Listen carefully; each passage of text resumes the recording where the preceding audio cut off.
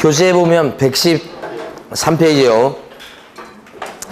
장사 등에 관한 법률에서 1번 묘지 이런 나와 있고 113페이지요. 거기 가로 1번에 보면 매장 신고 얘기가 나옵니다. 매장을 한 자는 매장하고 나서 30일 내 매장지를 관할하는 시장 등에게 신고해야 된다. 그 다음에요. 가로 3번에 보면 사설묘지의 종류가 4가지가 나와 있어요. 그래서 법인묘지 같은 경우는 재단법인이 이제 설립해가지고 묘를 설치하는 건데 재단법인입니다. 10만 제곱미터 이상해야 되고 법인묘는 사전에 허가받는 거죠. 동그라미 2번에 종중 또는 문중묘지다. 같은 말이고요. 면적은 1000제곱미터 이하고 역시 허가입니다. 사전 허가상. 동그라미 3번에 가족묘 같은 경우는 100제곱미터 이하고요. 이때 사전 허가상. 그러니까 동그라미 1번, 2번, 3번이 집단묘지 얘기고요. 동그라미 4번이 이제 개인묘인데 요건 30제곱미터 이하 이렇게 되고요. 이때는 사전에 신고하거나 그런 게 아니고 설치를 먼저 하고 30일 내에 시장 등에게 신고해야 되겠다. 그래서 설치를 먼저 하고 사후적으로 신고합니다. 그리고 당구장 표시에 있는 것처럼 10제곱미터 이하입니다. 한 기당 면적이 그렇다는 얘기입니다. 거기 당구장 표시 보면 자 공설묘지, 가족묘지, 종중묘지 이런 집단묘지 같은 경우는 한 기당 면적은 10제곱미터 이하. 합장하면 조금 넓어서 뭐예요? 150제곱미터 이하 이렇게 15제곱미터 이하 이렇게 됩니다. 그 당구장 표시 같은 것도 알아두셔야 되고. 자, 그 다음에 이번에는 자연장지예요. 자연장지를 좀 정리해 볼 텐데, 자 보시면 자연장의 가장 대표적인 것이 수목장입니다. 네. 그래서 나무가 있고요. 그 밑에 유골을 이렇게 묻어두는 거죠. 화장해가지고 묻어놓거나 뿌리거나 이런 거예요. 수목장. 이게 자연장입니다. 이게 자연장. 그 자연장을 한 땅을 자연장지 그래요. 진짜를 보시면 이게 수목장, 이게 자연장이고 자연장을 한 땅, 요것을 자연장지 이렇게 하고 위에 게 이게 자연장. 아까 분묘, 묘지 똑같은 이치예요. 이때 그 자연장지의 종류가 4종류예요. 개인 자연장지가 있고 가족 자연장지가 있고 종중, 문중 자연장지가 있고 법인 등 자연장지가 있고 4종류. 이렇게 4종류인데 2가지 측면에서 보는 거예요. 자, 뭐냐면 하나는 절차요, 절차.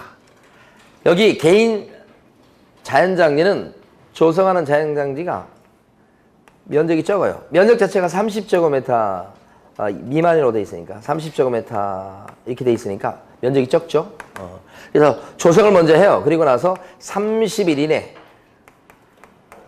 30일입니다. 30일 이내 시장군수구청장한테 요건 신고하면 됩니다. 사후적으로 신고하죠. 개인 자연장지는. 근데 가족 자연장지는 면적이 100제곱미터 미만이에요. 이렇게 되니까 여기는 자 사전에 가족 자연장지를 조성하겠다고 미리 신고하고 그 다음에 조성을 합니다. 이렇게 이게 가족 자연장지요. 100제곱미터 이 조성 면적을 알아두셔야 되고 종중 자연장지 요것이 조성 면적이 뭐예요? 종중 자연장지가 조성 면적이 2000제곱미터 이하예요. 여기는. 그래서 이때 가만히 보면 가족처럼 사전에 조성하겠다고 미리 신고하고 그 다음에 종중 자연장지를 이렇게 조성해요. 이렇게 면적이 더 커지죠. 요 면적 꼭 기억하셔야 됩니다. 이거. 네. 그 다음에 법인 등 자연장지는 조성 면적이 4만 이하, 5만 이상 막 그래요. 그러니까 면적이 넓죠.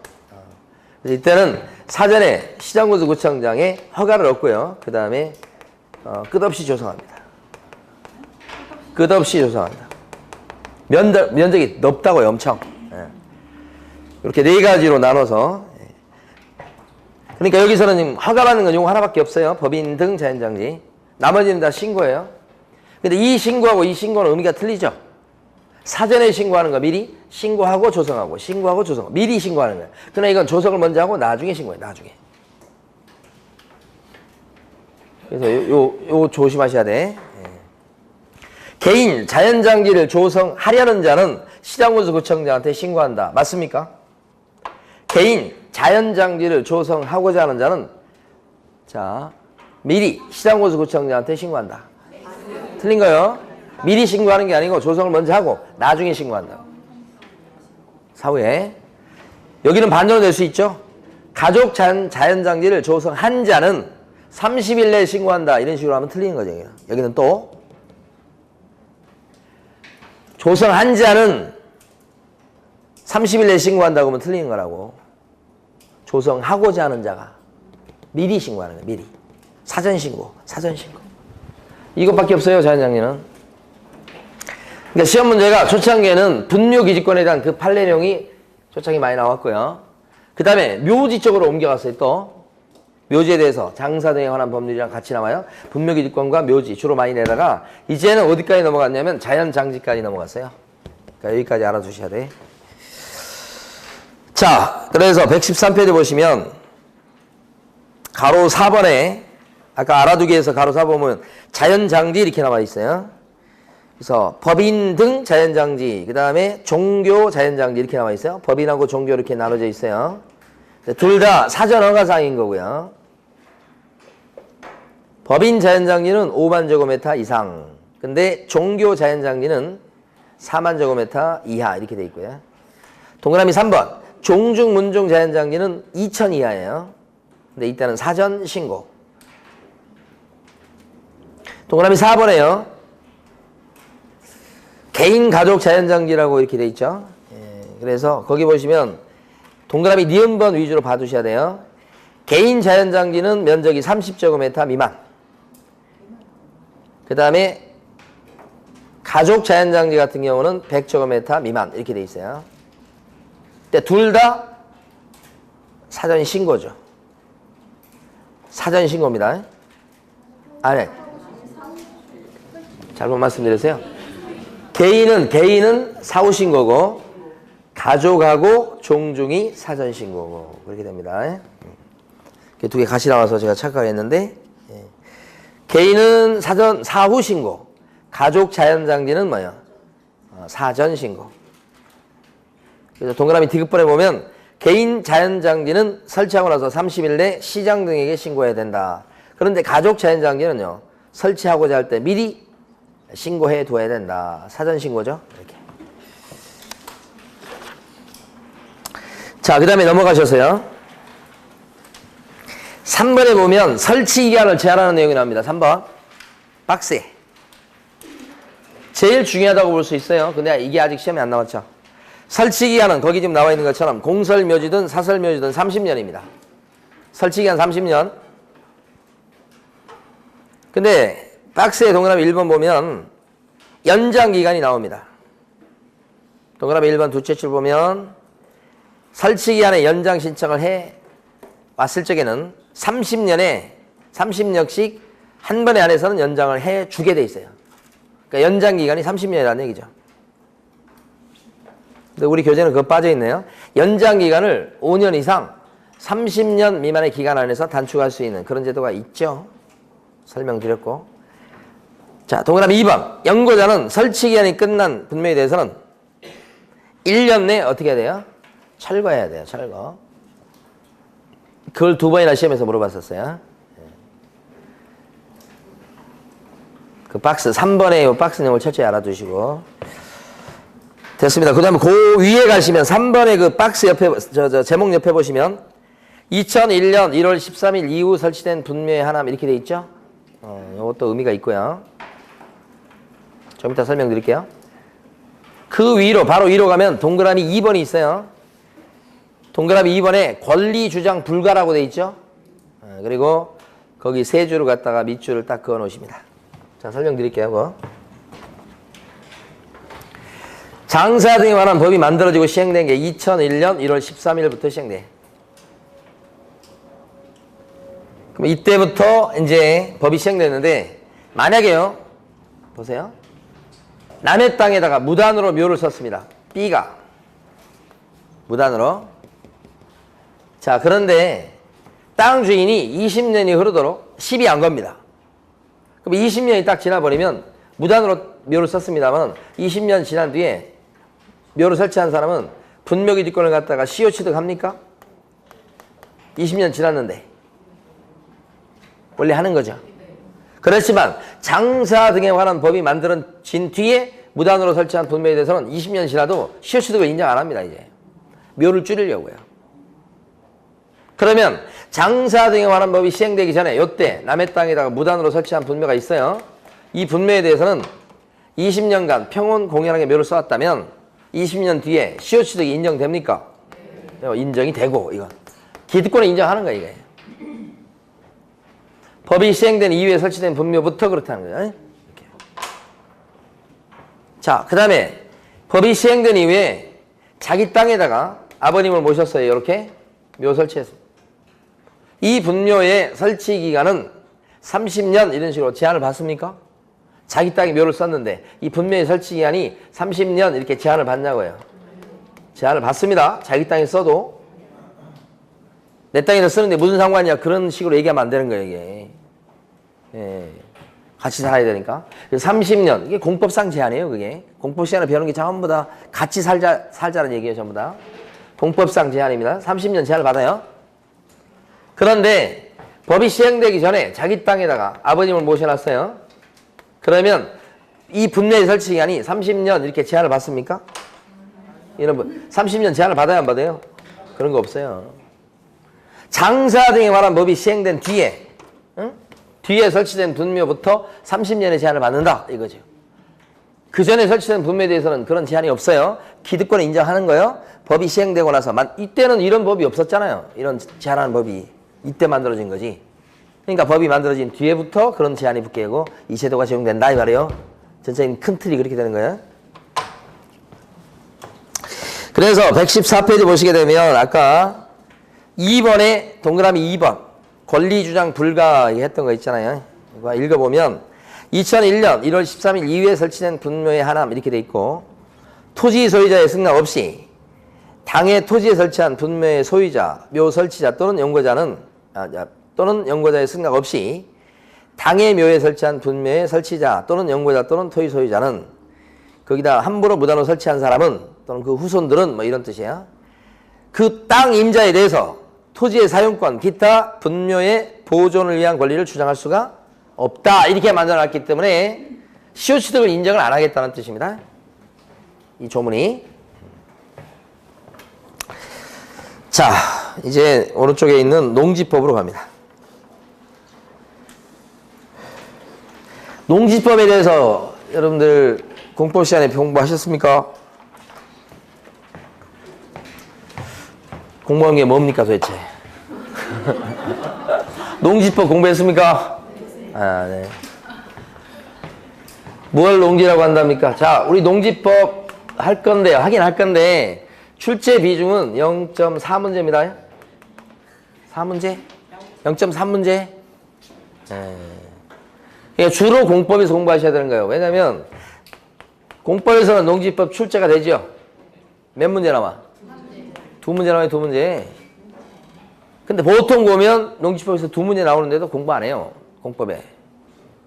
공법은 두 문제를 우습게 알아요. 어차피 반타작하기도 힘드니까. 우리 중개사법은 고득점을 받아야 되기 때문에 0.4문제가 나오지만 열심히 공부해요. 이게 뭐 하는 거예요 도대체. 자, 어쨌든 그래. 어쩔 수 없어요. 자, 뭐가 농지라고 합니까? 그건 지목이고.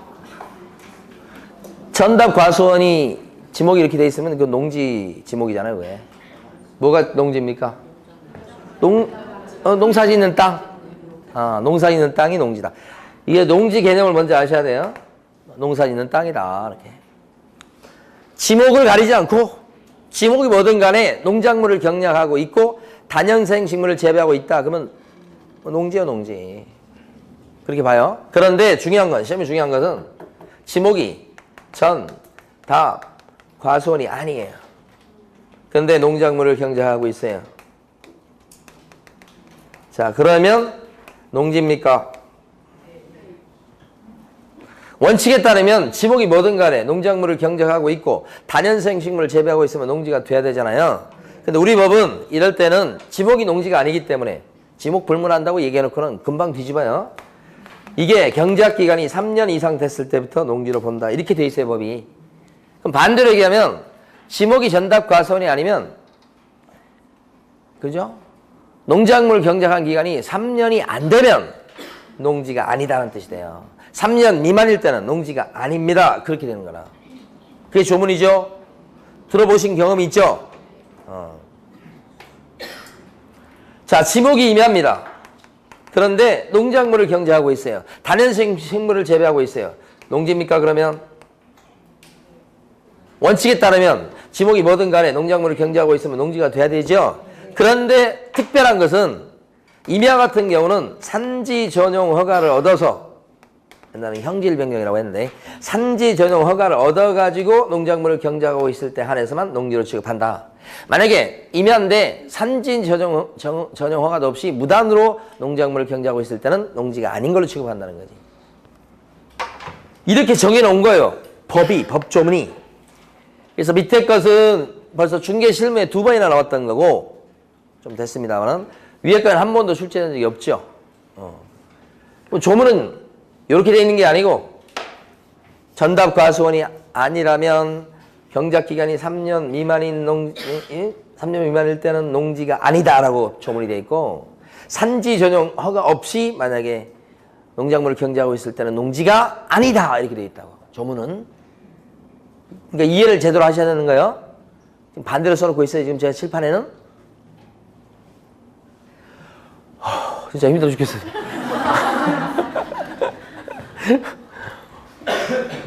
좀 쉬었다 가요.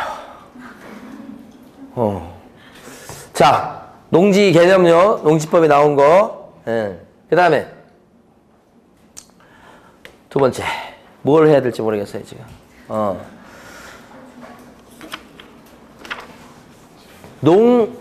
농지 소유 상한 이런 거 들어보셨어요? 농지 소유 상한. 농지 소유 상한. 들어보셨나요? 이건 어떤 경우냐면 농사 안 짓는 사람한테 하는 소리예요. 농사 안 짓는 사람인데 농지를 갖고 있을 수 있는 경우가 있나요? 어떤 경우예요? 그렇지, 상소. 또요? 그렇지. 오랫동안 농사 짓다가 도예지로 나가는 경우.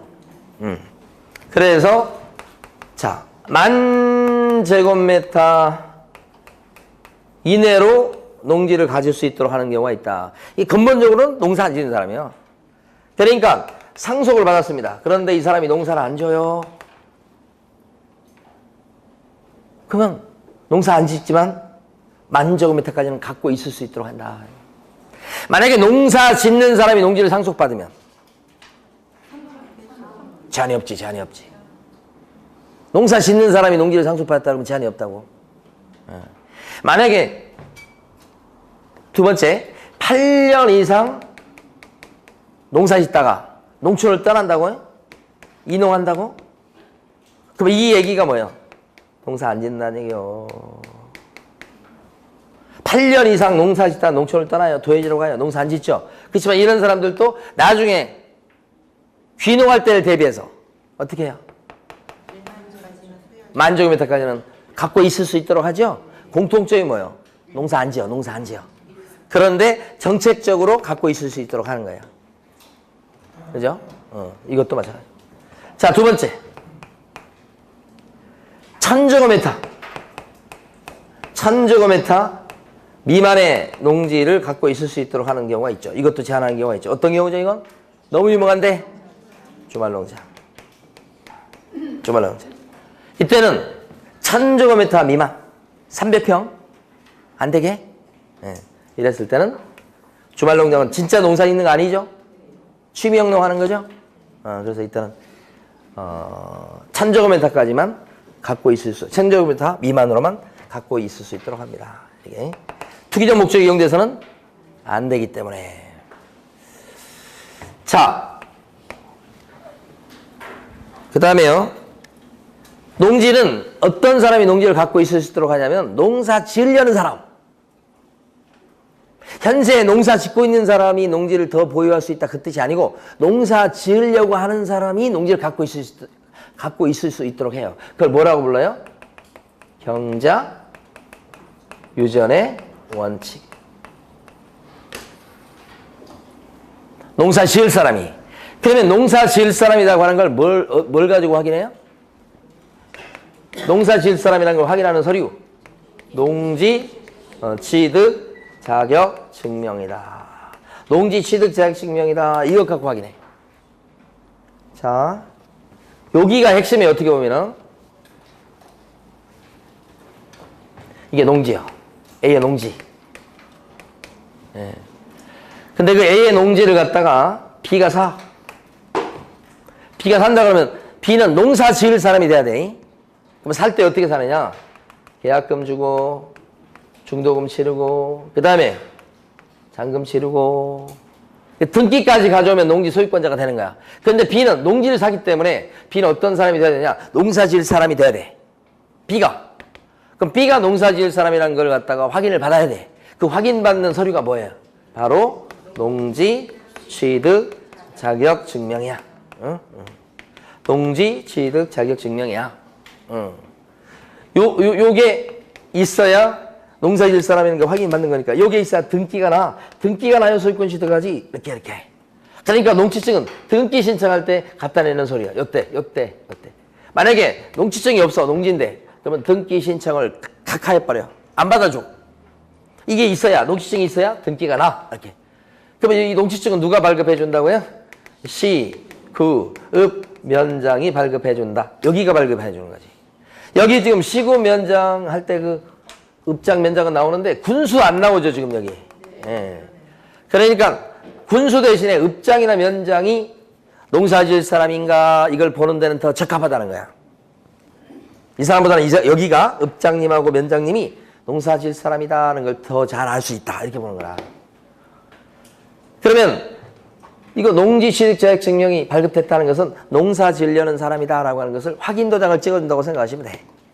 그런데 농지일 경우에 100%다 농지증, 이걸 줄였을 때 농지증이라고 그래요. 100%다 농지증이 있어야 되는 건 아니고 농지증이 없어도 되는 경우도 있고 그래요. 농지인데도. 그래서 이거 구별하는 문제가 잘 나오지. 예를 들어서 농지를 갖다 B처럼 매매를 통해서 매입을 합니다. B. 그러면 그걸 통해서 등기 칠 때 이거 있어야 돼요. 매매할 때. 그 다음에 증여 받아. 증여. A가 남편이요.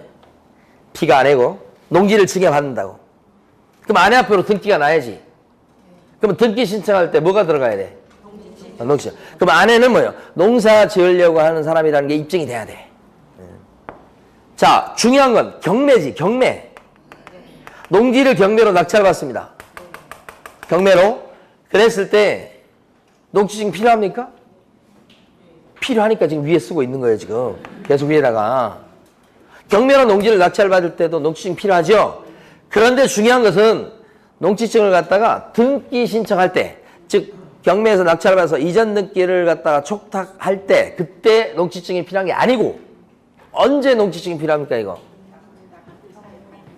경매 절차에서 매각 결정기일에서, 그죠? 결정기일에서 매각 허가 결정을 받을 때 요게 필요하다고, 농지증이. 등기를 때 필요한 게 아니고 경매는 언제 필요하다고요? 매각 결정기일에서. 그래서 농지증이 들어가면 허가 결정이 나고 농지증이 안 들어가면 불허가 결정이 나고 이렇게 되는 거죠. 등기 신청할 때 들어가는 게 아니고. 이건 등기법 시간에 배웠을 내용이야. 그래서 공부를 이제 조금 하신 분들은 질문이 얘기 들어오기 시작해. 등기법 시간에는 경매 같은 경우에 농지증이 필요 없다고 하는데 왜 중개사법에서는 농지증이 필요하다고 합니까? 이런 질문을 하신 분들은 공부를 좀 하신 분들이야. 왜 그러냐? 등기법 시간에는 등기에 관련해서 얘기하기 때문에 이전 등기 촉탁 신청하고 막 그랬을 때 농지증이 필요 없다. 경매는 이렇게 배우는 거고 요 시점을 배우는 거예요. 요 시점. 등기법은. 근데 우리 중개 실무는 여기서는 뭐예요?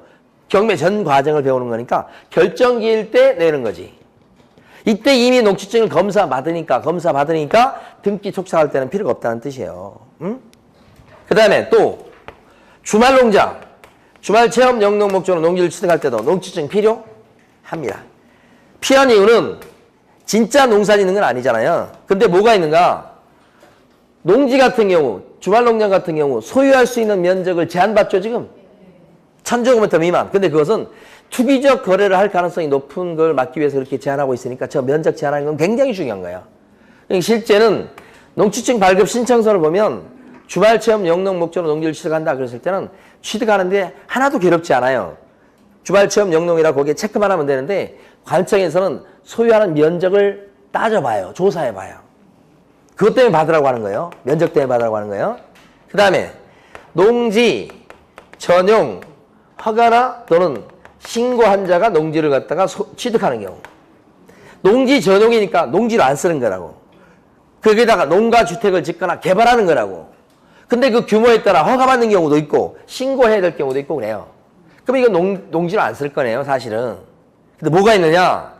이게 농지 전용 허가 또는 신고를 냈다고 그래가지고 무조건 다 개발하는 게 아니고 경우에 따라 이게 사업 목적에 착수 않고 그러면 농지 전용 허가가 취소돼 버리고 막 그런 수가 있어서 다시 농지로 돌아올 수가 있어요, 이게. 사업이 진행이 안 돼 버리면. 그러니까 형식상으로는 지금 상태에서 농지로 있는 거니까 앞으로 개발될 거지만 그래서 이때는 농지증을 받으라고 하긴 해. 근데 이건 진짜 농사 짓는 그런 목적은 아닌 거죠, 지금. 앞으로 개발할 건데 혹시 이제 뭐예요? 그게 사업이 진행이 안 돼 버리면 농지로 남을 거니까 형식상 받으라고 하는 거예요, 이건. 그래서 대부분 보면 다 농지증이 필요한 게 원칙이야. 실습 목적으로 농지를 갖다가 취득한다. 연구 목적으로. 그때도 필요해요. 대부분 필요하다고 보시면 돼. 그런데 농지증이 필요 없는 경우도 있죠. 자, 대표적인 경우 예를 든다면 농지를 상속받아. 농지를 상속받는데 농지 취득 자격증명이 필요하다. 그러면 상속받을 때 농지증이 들어가야 된다는 얘기니까.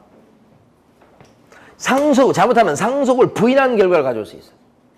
농사 지으려고 하는 사람이 아니야. 그럼 농지를 상속 못 받습니까? 그 지금 면적을 좀 제한하더라도 상속을 인정해야 돼. 만약에 상속으로 농지를 갖다가 취득하는데 농지증이 있어야 돼. 그러면 농사 안 짓는 사람은 상속을 못 받게 돼버린다니까. 그럼 상속 제도를 부인하는 것은 자유민주주의를 부정하는 거야. 우리나라에서는 있을 수 없는 얘기지. 그래서 이때는 뭐예요? 농지증 필요가 없어요. 합병이라고 하는 게 포괄승계죠. 그러니까 이때도 농지증 필요가 없다. 상속처럼. 그 다음에 또 뭐가 있냐면 농지 전용 협의를 완료한 농지를 취득한다. 이런 게 있어요. 협의.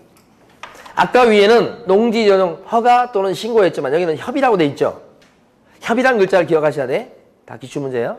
협의란 글자는 뭐냐? 행정청이 이걸 농지로 안 쓰기로 합의를 끝내버린 거야. 무슨 얘기냐? 행정처끼리 협상해가지고 여기 신도시 만듭시다. 이 전부 다 근데 농지네요. 그럼 이걸 갖다가 전용해서 나중에 아파트 짓시다.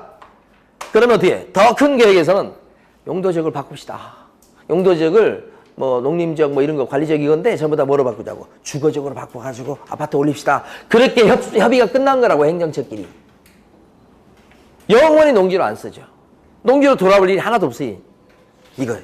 그러니까 이럴 때는 농지증이 필요가 없다.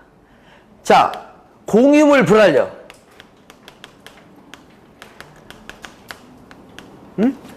자, 보시면 농지예요.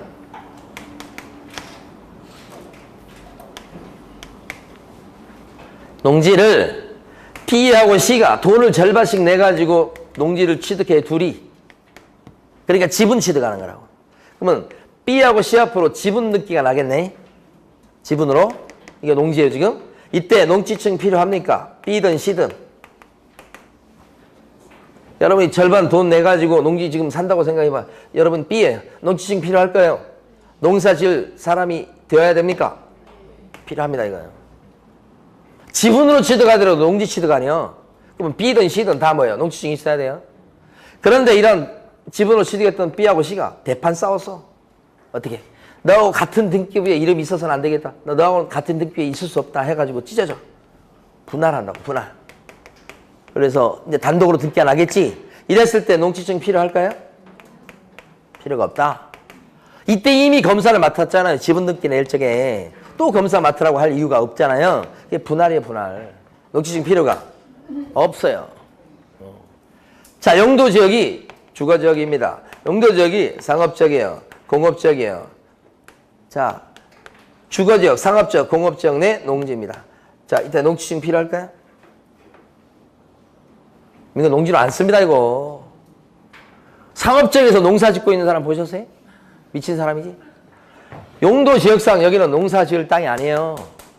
이거랑 얘가 같은 얘기예요. 이건 현실화된 거고, 이건 장차 요게 요렇게 될까요, 요게. 농지증 필요가 없지요. 그래서 농지증이 필요하냐, 필요 없냐? 전통적으로 잘 물어보는 거예요, 이게. 그런데 여기서 농사 지을 사람이란 걸 확인이 되면 발급을 해준다고 그랬는데, 여기서 발급을 해준다고 그랬는데, 이거 확인할 때는 어떻게 확인하느냐? 별것도 없어요. 농사 짓는 계획서를 멋지게 써내면 돼요. 이걸. 앞으로 이렇게 농사 짓겠습니다. 우리는 농사 지으려고 이렇게 준비하고 있어요. 그 계획서를 멋지게 써내면 발급이 돼요. 그러니까 농지증 발급받는 게 어려운 게 아니에요. 농사 짓는 계획서만 잘 써내면 되는 거예요. 그런데 농지증이 필요한 것 중에서 농사 짓는 계획서 있죠? 농업교육계획서. 이것을 낼래야 낼 수 없는 경우가 있어요. 어떤 경우에 농사 짓는 계획서를 낼 수 없을까요? 생각해 보시면. 농지증 필요한 것 경우 중에서. 어떤 경우? 주말농장 같은 게 대표적이죠. 주말농장 같은 경우는 농사 짓는 계획 있을 수 있어요? 텃밭 갖고 오는 건데. 비가 안 와도 걱정 안 하는 건데. 그렇잖아요. 그러니까 이때는 농지증, 농업경영계획서를 낼래야 낼 수 없어, 이때. 또 실습 목적으로 농지를 취득한다. 그때도 농지증은 필요하다고 그랬어요. 연구 목적으로 농지를 취득한다. 그랬을 때도 농지증은 필요하다고 그랬는데 이거 실습 목적이 되기 때문에 진짜 농사 짓는 거 아니죠. 농사 짓는 계획서는 낼 수가 없는 거죠. 또요. 농지 전용 허가 또는 신고한 자가 농지를 취득한다. 이것은 앞으로 개발할 땅인 건 맞아요. 그런데 형식상 농지로 남아있기, 지금 현재 상태는 되어 있기 때문에 농지증을 형식상 요구하는 거예요. 형식상. 진짜 농사 짓는 건 아니죠. 앞으로 농가주택 짓고 이렇게 개발을 할 거니까 이건 농업개혁계획서는 낼래야 낼 수가 없는 경우죠. 이런 경우. 두 가지가 다 있다는 거예요. 그런데 발급 신청을 했을 때 시군면장은 발급 신청을 했을 때 이렇게 내는 경우는 심사기간이 4일이에요. 4일. 그러나 이 경우는 농사 있는 계획서는 안 내죠. 그러니까 일단은 심사할 내용이 주니까 심사기간이 이틀로 줄어들어 버려요. 그래서 등기를 신청해서 등기를 난다. 그러니까 이 농지증은 매매계약, 농지에 대한 계약을 체결할 때 그때는 없어도 괜찮아요. 그때는 없어도 되고 등기 신청할 때 그때 들어간다. 다만 경매는 예외라고 말씀드렸어요. 그러면 여기서 B가 농사 지으려고 하는 사람이다. 그러면 현재 농사 짓고 있지 않아도 농지를 취득할 수 있어요. 그럼 이 사람은 농지증 받아가지고 농사지을 계획서를 내가지고 농지증을 받아가지고 자 소유권을 취득하는데 그러면 농사 지어야지. 그 농사 지으면 돼. 근데 농사를 안 지으면 어떡합니까? 농사 안 지면 농사 짓겠다고 계획서를 내가지고 농지증 발급받아서 농지에 대해서 이전 등기를 가져왔는데 농사를 안 짓고 있으면 어떻게 돼? 안 되잖아. 법 위반이잖아 이게. 응? 이렇게 되면 사실은 농지증을 발급받아서 농지에 대해서 등기 내는 게 어려운 게 아니고 이게 어려운 거야 이게. 유지하는 게 어렵다고. 맨날 조사하니까. 농사 안 지어요. 그러면 그때는 어떻게 해? 팔아야지. 처분 의무가 생깁니다. 언제까지요? 1년 내 처분해야 된다. 이렇게. 처분 의무. 처분 의무 기간이 1년이에요. 근데 만약에 농사 안 짓고 있으니까 처분을 해야 되는데 자기가 알아서 처분할까요? 처분하는 사람 못 봤어요. 대부분 처분 안 하고 버팁니다. 그러면 이제 관청에서는 액션이 나옵니다. 뭐라고 그래요? 처분 명령. 처분 명령. 6개월 내 처분해라고 명령을 내립니다. 6개월 내 처분하시오. 네? 말미를 6개월 주는 거예요? 팔으라고?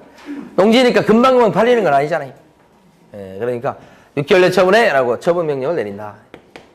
그래도 처분 명령을 내리는데도 안 팔아요? 그럼 어떻게 됩니까? 이행강제금요. 이행강제금 물립니다. 이행강제금 얼마 물릴까요? 얼마? 20%를 물립니다. 농지 가액의 20%, 땅 가격의 20%를 이행강제금으로 부과해요. 빨리 팔으라고. 근데 이거보다 더 충격적인 것은 매년 부과해요. 매년 부과해요. 그러면 5년 동안 만약에 처분 명령을 받고도 5년 동안 안 팔고 버티면 어떻게 되겠습니까? 땅값 다 날아가는 거예요. 10년을 버티면 어떻게 될까요? 마이너스 100%요. 매년이라고 하는 거예요. 이행강제금 부분이 중요합니다. 1년과 6개월이 바뀌면 안 됩니다. 예? 그래서 여기서는 지금 출제된 적이 없지만 대비를 하셔야 됩니다. 중요한 부분입니다. 실무적으로도 중요합니다. 근데 이거 우리 지난주에 토지거래 허가제도를 배웠죠? 토지거래 허가를 받잖아요. 그럼 어떻게 되죠? 토지거래가 받았다. 토지거래 허가를 받으면 그때는 허가받은 대로 그 땅을 이용할 의무가 생기죠? 이용 의무 기간은 길면 몇 년? 5년이지. 길면 5년. 이용 의무 기간이.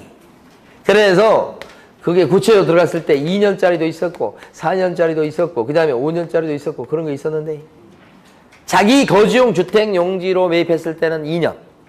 편의시설이나 복지시설 그런 것일 때는 또 역시 2년. 그렇죠. 그 다음에 농업, 임업 이런 거 할 때도 2년. 대체 토지 취득, 대토 취득할 때 이것도 2년. 그러나 사업 시행 나오면 4년. 현상 보존 그 밖에 등등등 전부 다 5년 이렇게 된 거예요. 5년. 이용 의무. 자, 이용 안 하면 어떻게 됩니까? 이용하라고 이행명령이 나오죠? 그죠? 이행명령. 이건 구체적으로 3개월 이내 허가받은 대로 써라고 말미를 3개월을 줘요. 이건 땅을 파는 거니까 쉽게 팔리지 않잖아요. 6개월인데 이건 허가받은 대로 땅을 사용하는 거니까 3개월밖에 안 주는 거예요. 근데 이행명령 안 지키면 어떻게 돼요? 이행강제금. 이행강제금 얼마입니까? 이게 지금 출제거리예요. 여기가 출제거리예요. 이행강제금 얼마? 취득가액의 10%가 아니라 10% 이하지, 이하. 10% 이하라고, 이하. 10% 이하. 여기는 20% 이하가 아니에요. 딱 떨어진 20%예요. 여기는 뭐예요? 10% 이하. 세부적으로 들어갔을 때, 방치시켜놨을 때가 진짜 10%고, 임대놨을 때가 7%고, 목적을 바꿨을 때가 5%고, 기타도 7%고, 이렇게. 10%, 7%, 5% 있었잖아요. 다 합치면 뭐예요? 10% 이하, 이하. 얘하고 얘를 바꿔서 출제하겠죠? 이거 출제 안 했지만, 이거 굉장히 중요한 출제거리인데, 이거 얘기하면서 20% 그러면 틀리죠. 매년 부과해 그러면 틀리죠. 그럼 이건 이제 출제 지금까지 안 됐지만, 역시 출제하면서 이걸 바꾸겠죠. 10% 이하 그러면 틀리죠. 응?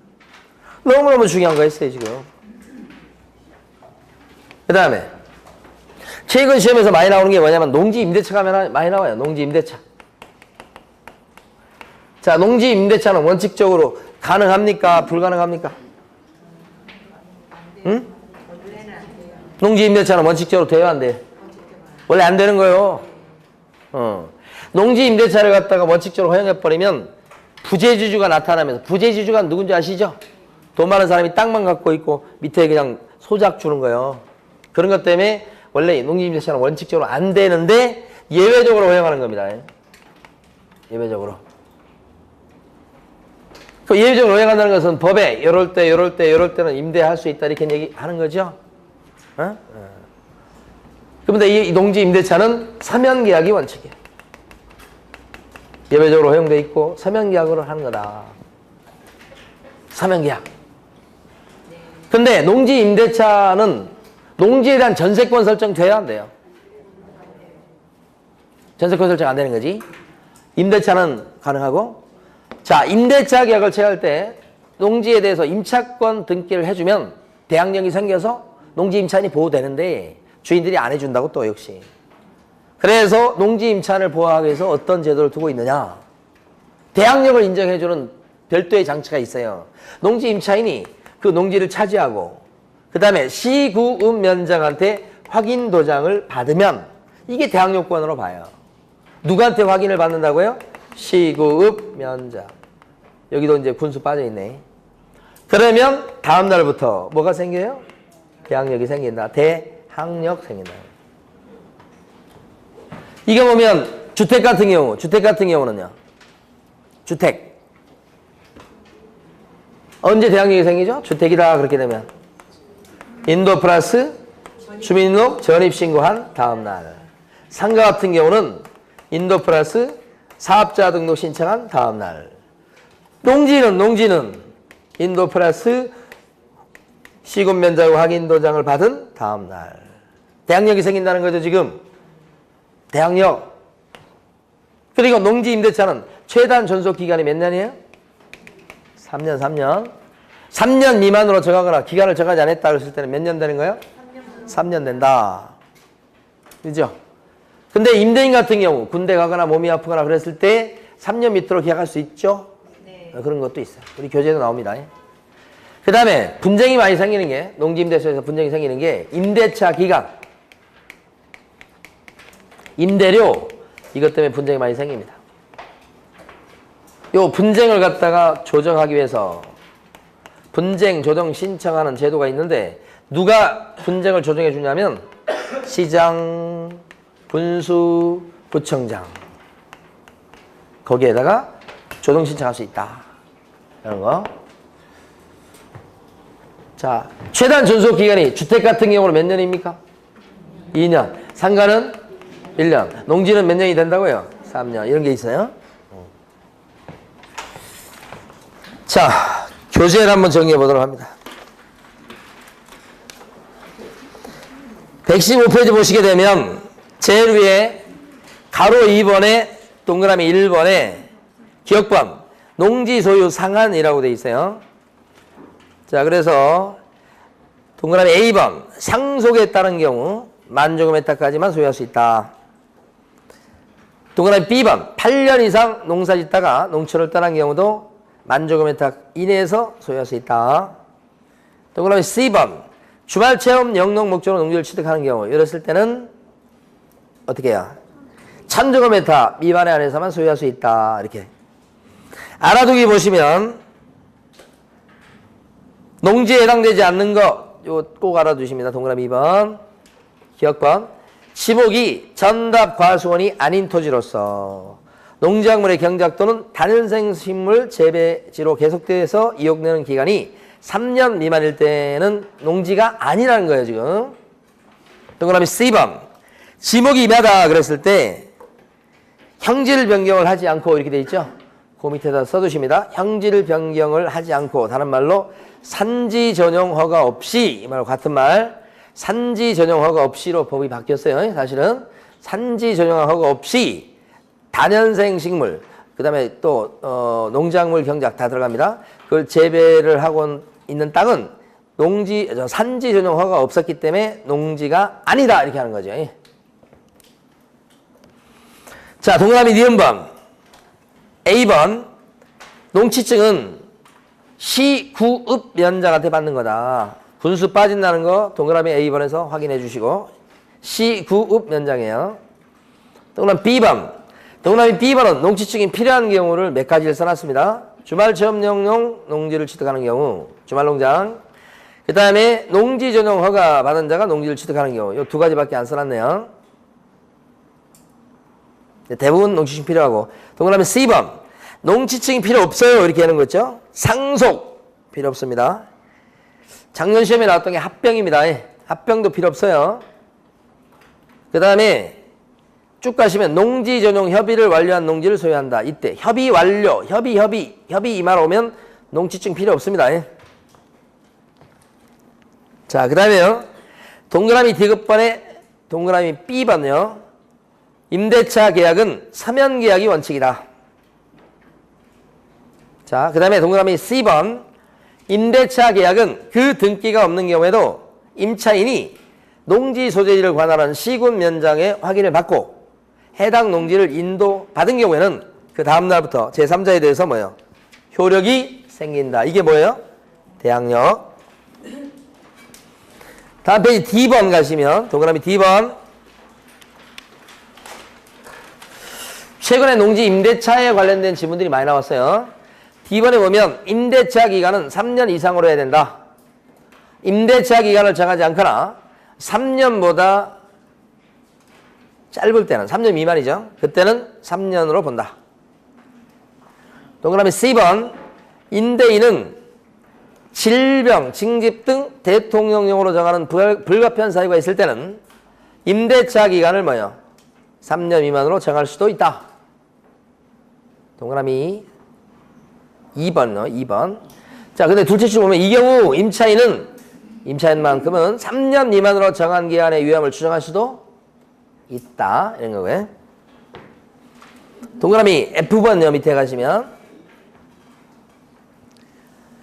임대차 계약의 당사자는 임대차 기간, 임차료 등 임대차 계약에 관해서 서로 협의가 이루어지지 않았을 때는 농지 소재지를 관할하는 시장, 군수, 구청장한테 조정 신청할 수 있다. 이것도 기출문제 지문이에요.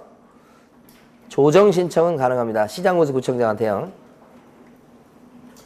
자, G번 나왔습니다. G번. 임대인이 임대차 기간이 끝나기 3개월 전까지 임차인 보고 갱신 거절의 통지를 하거나 조건 변경한다는 뜻을 통지하지 않고 쑥 지나가면 임대차 기간이 끝난 때 이전의 임대차 계약과 같은 조건으로 다시 임대차 계약한 것으로 본다. 이걸 뭐라고 불러요? 묵시적 갱신.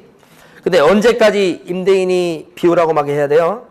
3개월 전까지. 그 기간 물어볼 거니까 3개월 전까지. 그 다음에 H. 임대 농지의 양수인은 임대인의 지위를 고스란히 뭐예요? 승계한 것으로 봅니다. 그 다음 그 밑에 거. 농지 임대차에 있어서 이 법에 위반된 약정으로서 임차인에게 불리한 것은 효력이 없다. 이거 편면적 강행 규정이라고 얘기하는 거죠. 이 주택임대차나 상가건물 임대차 보호법에 다 있었던 것들입니다. 예. 자, 그 다음에요. 넘어가 보십니다. 어디 가실 거냐면 확인설명서 부분으로 가도록 하겠습니다.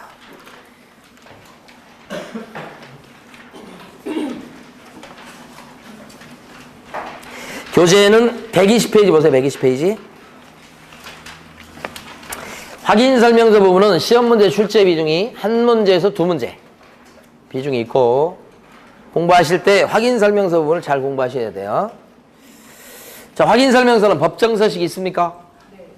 있죠. 확인설명서는 법정서식이 있고 그게 4개나 있습니다. 그럼 확인설명서 법정서식은 4가지인데 그 교재 우리 교재에 4가지 서식을 다 실어놨어요. 그러면 확인설명서 1번 서식, 2번 서식 이렇게 나오는데 이 1번, 2번, 3번, 4번 서식은 뭐에 따라서 나눠놨습니까? 확인설명서 서식 저 4가지는 뭐에 따라서 나누는 것이에요? 물건. 주거용 건축물일 때가 1번, 비주거용 건축물일 때가 2번 서식이고요. 토지를 알선했을 때가 3번입니다. 임목이나 광업재단, 공장재단을 알선했을 때가 4번이니까 물건에 따라 4가지로 나누는 것이에요. 제일 많이 쓰는 게 뭐겠어요? 그죠? 여기 제일 많이 쓰고 그 다음에 요거 거의 안 쓰고 이건 사실은 그죠?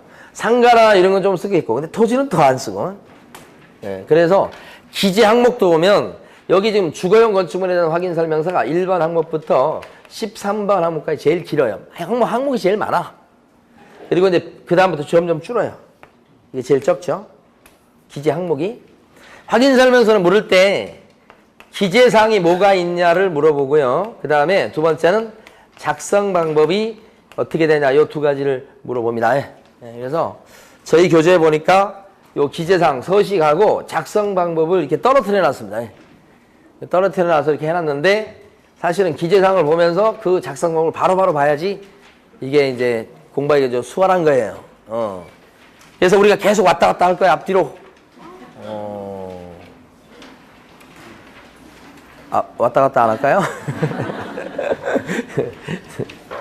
자, 그러면 일단은 서식을 먼저 봐요. 그럼 서식 먼저 보고 120페이지부터 봐요. 기재사항을 먼저 보자고요. 예. 거기 보면 제일 위에 가시면요. 서식에서 확인 설명에서 1번 서식만 공부하시면 됩니다. 나머지 서식은 교재에 실어놨는데 볼 필요도 없습니다. 그건. 자, 확인 설명에서 1번 서식 보시면 제일 위에 가면 확인 설명에 자료가 있고요. 제일 위에 보시면 거기에 근거 자료 등 이렇게 돼 있고 보니까 등기권리증, 등기사항 증명서, 토지대장, 건축물 대장, 지적도 임야도, 토지이용 계획 확인서, 기타 뭐 이렇게 나와 있잖아요. 이게 뭐냐면 확인 설명할 때 보여준 거 적어라, 체크해라 이 말이에요. 근데 그 중에서 눈에 띄는 게 등기권리증이에요. 이게 특징이에요. 다른 것들 여러분 다 아시는 거예요. 확인 설명할 때 등기권리증도 제시해야 될 근거 자료에 들어갑니다요. 그래서 등기필증, 등기권리증 그거 하나 체크하시고. 자, 확인 설명서를 밑에 보시면 서식상 크게 세 덩어리입니다. 자, 기본 확인사항이 있어요. 기본 확인사항. 8가지예요. 자, 그 다음에 두 번째 덩어리가 뭐냐? 세부 확인사항이에요. 세부 확인사항. 자, 시험에 나왔을 때 어렵습니다, 이거요. 아까 농지법 한참 했습니다만은 농지법은 나올 때도 있고 안 나올 때도 있고 그러지만 여기 확인설명서는 매년 나온다고. 근데 세부 확인사항이 4가지. 그 다음에 세 번째 덩어리가 오른쪽 페이지 보면 제일 아랫부분 바로 아랫부분 정도에 중개보수 어쩌고저쩌고 나오죠. 이렇게. 네, 이렇게.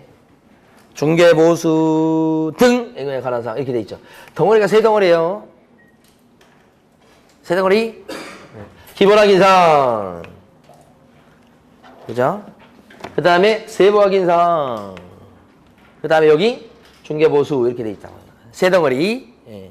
그래서 매년 시험에 나오는 게 뭐냐? 기본 확인사항이 뭐예요? 세부 확인사항이 뭐예요? 이거 구별할 문제가 매년 나와요. 그만큼 중요합니다, 이게. 그래서 기본 확인사항 8가지인데 하나씩 보도록 합니다.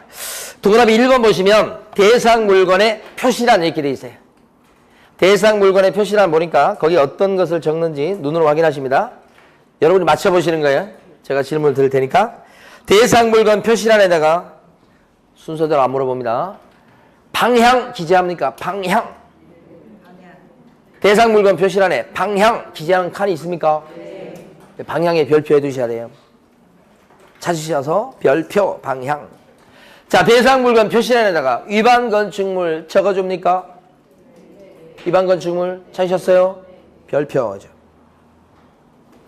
자, 위반 건축물은 어디에 나와 있는 위반 건축물을 적어준대요?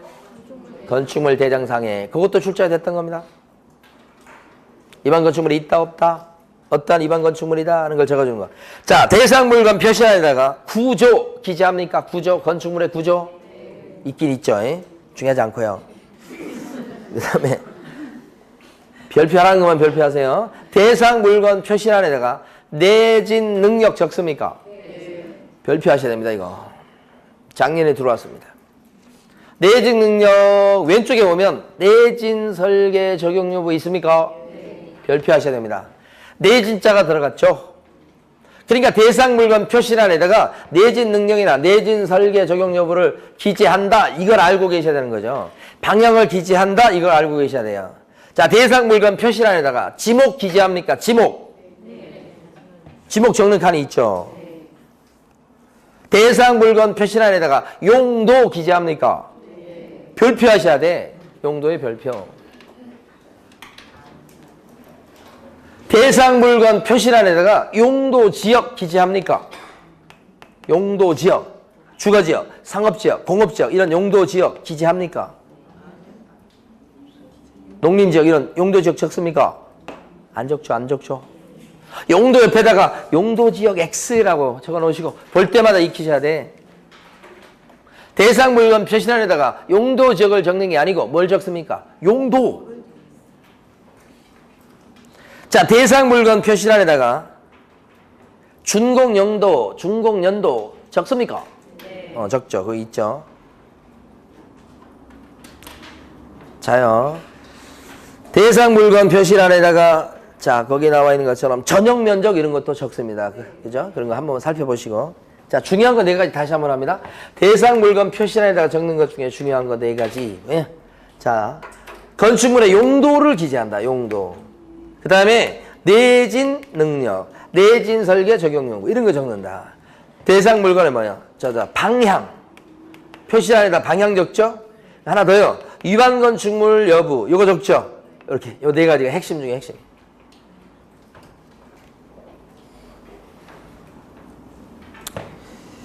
자, 그 다음에 가로 2번에 가면 권리관계라고 돼 있죠. 권리관계란에 적는 등기부에 나오는 권리관계를 적는 거예요. 그래서 거기 보니까 소유권에 관한 사항과 소유권 외 권리사항으로 두 가지로 이렇게 나눠져 있죠. 네, 두 가지입니다. 소유권에 관한 사항은 갑구에 나온 거, 소유권 외의 권리사항은요, 을구에 나오는 거. 그러면 여기 나와 있는 권리관계는요, 뭘 보고 적어줄까요? 여기 이 박스를. 등기부 보고 적고요. 아까 대상물건 표시란, 요거 있죠, 요거. 요거 뭘 보고 적어줄까요, 이건? 이건 대장을 보고 적어주고, 이건 등기부 보고 적어주고, 그래요.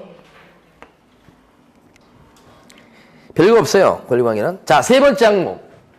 거기 뭐냐면, 세 번째 항목에 그 제목이 길게 나와 있어요. 토지이용계획, 공법상 이용제한 및 거래규제에 관한 사항, 그리고 가로 열고 토지 이렇게 돼 있죠. 우리는 줄여서 이것을 앞으로 공법상 규제사항이다. 공법상 규제다. 이렇게 줄여서 공법상 뭐예요? 규제. 공법상 규제 사항란에 적어주는 항목이 꽤 많아요. 그러니까 공부하실 때도 대상물건 표시란 중에서 기재사항 중에서 요 첫 번째 항목 요걸 자세히 보셔야 되고 이건 볼 필요 없고 여기 좀 자세히 보셔야 됩니다. 예. 적을 거 보니까 자 이제 뭘 보고 적는지 한번 확인합니다. 거기 보면 용도, 지역, 지구, 구역이라는 게 있죠. 용도, 지역, 지구, 구역 요 세 개를 묶으시고 이런 용도, 지역, 지구, 구역은 뭘 가지고 조사할까요? 옆에 적어보십니다. 토지, 이용, 계획, 뭐요? 확인서. 토지, 이용, 계획, 확인서를 띄어서 용도, 지역, 지구, 구역 요 세 가지를 확인합니다. 이렇게. 옆에 박스에다 적어보시고 토지, 이용, 계획, 확인서 이렇게. 자, 그 다음에 그 오른쪽에 보면 건폐율의 상한, 용적률의 상한 그런 표현이 나오죠. 이게 건폐율이 어느 정도 나올 수 있냐에 따라서 땅 값어치가 틀려지는 겁니다. 실제 건폐율을 얘기하는 게 아니에요. 용적률의 상한 퍼센테이지, 용적률의 상한 퍼센테이지를 적어주는 거예요. 이게. 그럼 이건 뭘 가지고 확인해가지고 여기다 적어줄까요? 별표를 해두십니다. 건폐율의 상한, 용적률의 상한 시험에 잘 나옵니다. 뭘 가지고 확인하느냐? 이때는 시, 군, 조례라고 적어놓으시고 토지이용 계획 확인서에 안 나옵니다. 건축물 대장에 나와 있지도 않습니다. 건축물 대장에 나오는 것은 실제의 건폐율과 용적률은 나와요. 근데 건폐율의 상한 안 나와요. 시, 군, 조례 이렇게. 시, 도, 조례라고 해도 틀립니다. 시, 군, 조례라고 하셔야 됩니다. 너무너무 중요합니다. 잘 나오는 거고요. 자, 근데 그 밑에 보시면 토지거래 허가구역이 나오죠? 자, 토지거래 허가구역 이렇게 나와요. 바로 밑에. 자, 이렇게 동그라미 치시고. 토지거래 허가구역인지 아닌지 어떻게 조사합니까? 토지거래 허가구역인지 아닌지 뭘로 조사합니까? 그러면 이렇게 화살표시 이쪽으로 해보면 여기다 아까 적어놓은 거 있었죠? 바로 토지 이용 계획 확인서요. 토지 이용 계획 확인서를 띄면 그걸 통해서 토지거래 허가구역에 들어가는지 안 들어가는지를 알 수 있다. 토지 이용 계획 확인서를 띄었을 때 허가구역이면 토지거래 허가구역이라고 적혀서 나와요. 확인이 됩니다, 이거? 네. 그러니까 주로 이런 공법상 규제상은 주로 토지 이용 계획 확인서 갖고 확인합니다. 주로. 그런데 자 옆에 보세요. 주택거래 신고지역 여기요. 그 다음에 그 밑에 보면 토지 투기지역. 그 다음에 주택 투기지역. 그 다음에 투기과열지구 이렇게 나와 있죠. 요 네 개를 묶으시고 요 네 개. 이렇게 네 개를 묶으시고 이 네 개는 토지 이용 계획 확인서를 띄어도 안 나옵니다. 이건. 이 네 개는. 그래서 이건 어떻게 조사하냐면 부동산 종합 정보망이에요. 이 부동산 종합 정보망 이 사이트는 국토부에서 만든 사이트가 몇 개 있어요. 가장 대표적인 사이트 중에 하나가 온나라 이런 거 아니면 루리스 이런 사이트가 있는데 그 사이트를 통해서 확인할 수밖에 없다. 이 네 개는 거죠. 부동산 종합 정보망. 시험에서는 이렇게 나올 거니까 이걸 기억해 두셔야 돼. 부동산 종합 정보망. 자, 그 다음에요. 이제 왼쪽으로 가면, 왼쪽에 보면 도시군 계획시설이라는 거 나옵니까? 왼쪽 칸에? 도시군 계획시설. 도로, 응? 도로, 공원 그런 거 있잖아요. 도시군 계획시설. 계획자에다 동그라미요. 그 밑에 보면 지구 단위 계획구역이라고 나옵니까? 자, 안 나와요? 나와요. 지구 단위 계획구역 거기다가 또 계획자에다 동그라미야. 그 다음에 제일 밑에 보면 도시군 관리계획이라고 나옵니까? 제일 밑에? 거기도 계획자가 들어가 있었죠? 계획자가 들어간 게 세 칸이 있어요. 이런 것들은, 요 칸은 어떻게 메꾸냐? 이 계획들은 개업공인중개사가 직접 관할 관청에 가서 문의해서 알아서 확인해 봐서 기재해 줍니다. 개업공인중개사가 직접 확인한다는 거예요. 이 계획자 들어가는 건 세 가지는 개공이 직접 확인한다 이런 거예요.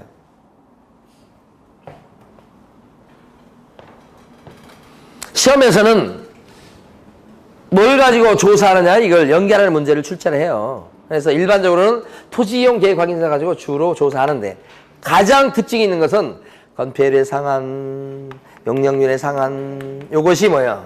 시군 조례라는 게 제일 많이 물어봤던 거야.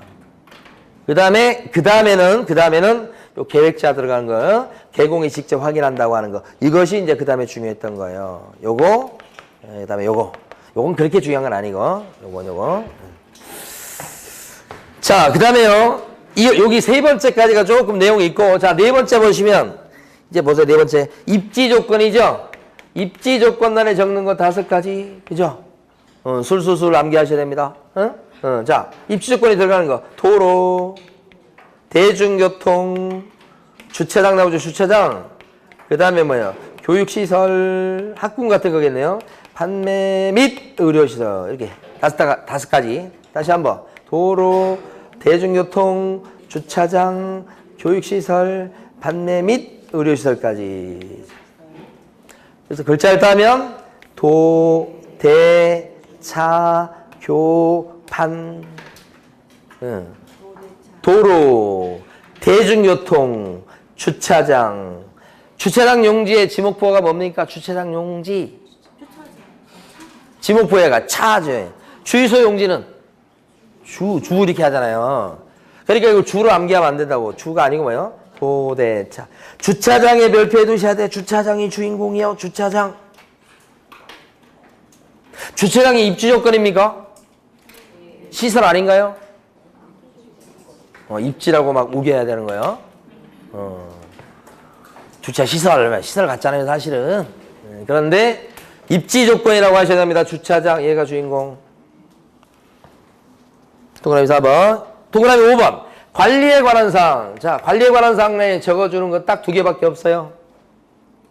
관리에 관한 사항란에 적는 거 2개. 하나가 뭐예요? 경비실. 하나가 뭐예요? 관리주체. 경비실, 관리주체. 관리에 관한 사항란에 주차장 있습니까? 없어요.